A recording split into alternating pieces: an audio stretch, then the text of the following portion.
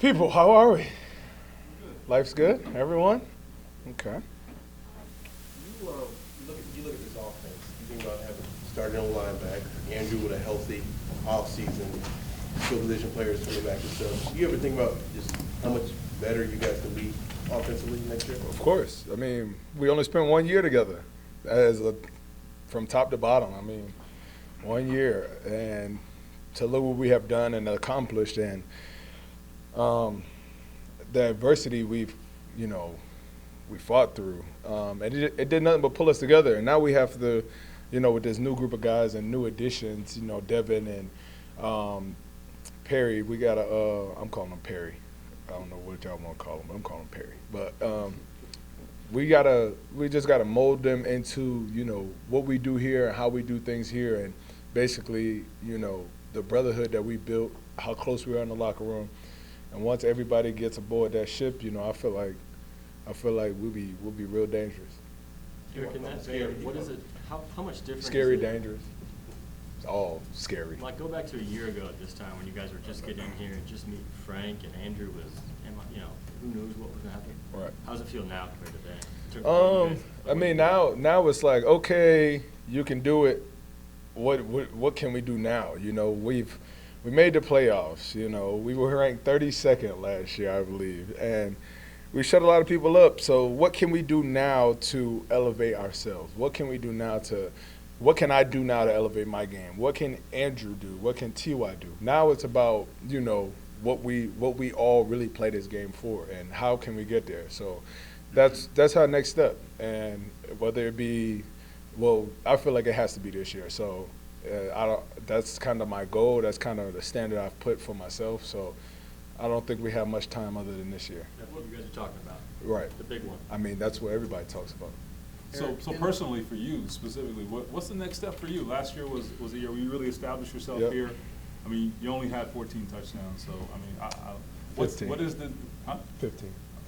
I stand corrected. Too much short than one. So what is the next step in expanding your game or whatever? Yeah, I believe Gronk still holds the record for the most touchdowns, which is 17. So if I want to do anything that's going to be real spectacular, anything that's going to be really good, I got to go get 17. And if I go get 17, then what do? I help my team win games. I did that, proved that, and I feel like if I'm at my best, then I feel like this team will, be at their best. I feel like I always have the mismatch. I feel like I always can win against any opponent or anything, and I feel like if we're going to do anything further, then I have to take my game further. So that's kind of my next step, is what can I do to elevate myself? What can I do to elevate me physically, mentally? And that's the next step. The first part was laying off the honey buns, Still trying to get my sponsorship. Do you think about the contract year at all and knowing if you can duplicate what you did last year? I know if I duplicate what I did last year, we're going to be all right, Might send my kids to private school, even though I don't want to.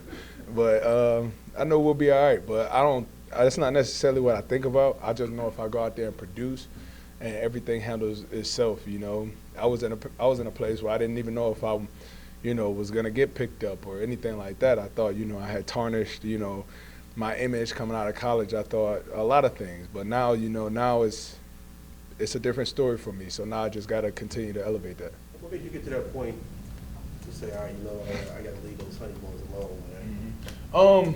I just felt myself slowing down towards the end of the year. I felt myself not being the person I want to. I was dealing with a lot. We were low. Jack was hurt. It kind of forced me and thrusted me into this role of which I knew, but I didn't know quite well, which was the Jack's role, and I kind of put a lot on myself. So it kind of slowed me down. And I just don't want to, be that guy for this team. I feel like this team means so much to me. This coaching staff means so much to me. So I want to be the best person I could be every single day. And I feel like by me doing that is going to help us win. How many were you eating a day or a week? How many what? Honey ones were you eating a day or a week? Man, look, I'm a snacker. So when it comes to the night and we put the kids to sleep, that pantry look real good. Now, So I go tear that thing up, but I can't do it no more. So, What all did you cut out? huh? What all did you cut I'm on out? a diet. I'm on a diet. I'm trying to just be the best person I could be. So I cut out a lot of BS. Are you eating any at all now? Any honey buns at all? Or you already done? Done, man. No cheat days. Nah, bro. Stop bringing it up. I'm going to take you off the diet track here. Last year, right before training camp, you got married, you welcomed a son in the midst of the season, bunch of major life events in the midst of a career year. Do you have any other big life-altering events planned in 2019? Nah, I'm done with kids for at least for right now. I had just my two dudes are too much, and we're really just focusing on us more than anything, and more than anything, she knows what I want to accomplish this year. So it's really just mentally in my household. What can we do to be better for each other? What can we do to be better for our family? And that's really it. Nothing spectacular.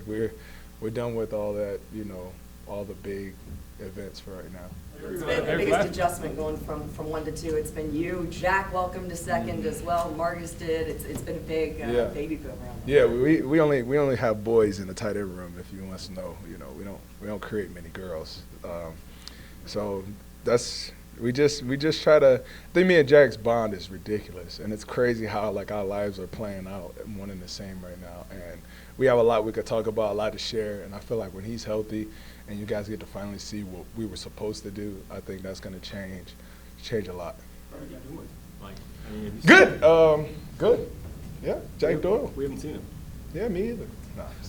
So last year at this time, we talked about how you were the new guy, and you were just trying to learn names and all that.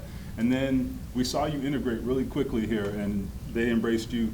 And then I'm sure you saw the video of the locker room in Kansas City where you spoke, very passionately after that game. For that to be a guy who's in his first year on the team seems unusual, but why did that feel natural for you? And did that speak to how you integrated very quickly here? My brothers, man, that's nothing. There's not another soul in that locker room I'll change, from our O-line to our D-line to anybody in that locker room. And I feel like they all push and thrive to what I bring, my energy, my personality, what I bring to game day. And I've always felt like, my job was to never let them down early. And it helped me, open up. It helped me, become something that I've always wanted to become, to an organization, to a team. And I just feel like, as long as I'm out there on the field and doing what I do, then everybody gravitates towards that. Everybody, becomes a part of that. And I really feel like that's what it became. So I felt like, I've always told myself I'm not a leader, I'm just a playmaker. And I just felt like me going out there and making plays, they can all thrive off that, and just go out there, grasp to it, and feel my energy and want to do what I'm doing. So that was a feeling you hadn't felt before, I take it. Right. No. Last time I felt a locker room like this was college, and those dudes I still talk to this day. Like in my wedding, like every day, like playing trips, like these are my best friends, and I feel that same passion, that same vibe here with everyone, and I feel like they know what I bring to the table, and they know how I do it, and they gravitate towards it. When did you first feel that here? I think after we started off 1-5, and I kind of was just like, if we're gonna do something, it's got to be me. Like, I don't know why, I just felt like, it's just got to be me. I just gotta come out here, continue to put my head down and work hard for my boys, and like we'll find our way out of it. And all of a sudden, I just start making play after play, and touchdown after touchdown, first down after first down, and it just became something that, like I said, I've always wanted to be, and that's, for people to, understand who I am, take what I do seriously, and just not follow, but, understand and gravitate towards it, like I keep saying. You talked about the relationship with Jack, but Mo Alley Cox he came on That's the my scene. guy. He came on the scene last year. Everyone knows about that catch against Oakland and everything. NFL page keep playing that. Like, I got 15 touchdowns. You stop showing that one. Don't hate. That was the that game too. Where did you see his biggest improvement? Because especially for a guy who played college basketball. Right, is that he's finally starting to slow down the game of football. it's hard, man. It's hard. There's so many moving parts. There's so many intricacies. There's so many things, with football. You're not just setting the screen and rolling. You're not doing all, I think basketball's a simple sport when it comes to game plans. Only so many things you can do. This is, it's so many things that you have to learn, especially at the tight end position. If you want to quote me on this, I think it's the second hardest position on the field next to quarterback. I just believe it is.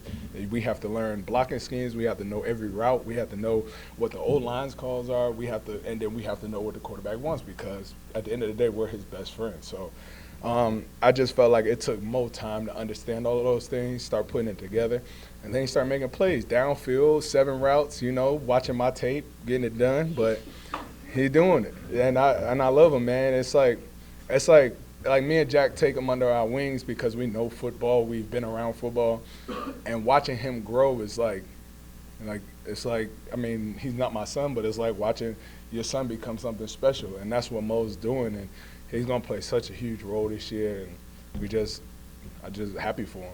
Eric, I think you tweeted last month that you had surgery. How are you coming along? I said a procedure. I didn't say nothing about surgery. Your procedure, how are you coming along? I'm good. We'll be all right. Spring at all? I don't know. We're gonna have to wait and see. So it's not surgery? What was the procedure? Huh? So it's not a surgery? Last question. Appreciate y'all. Now you're not going to be talking when we ask about this. Appreciate y'all. I'll see y'all in the spring.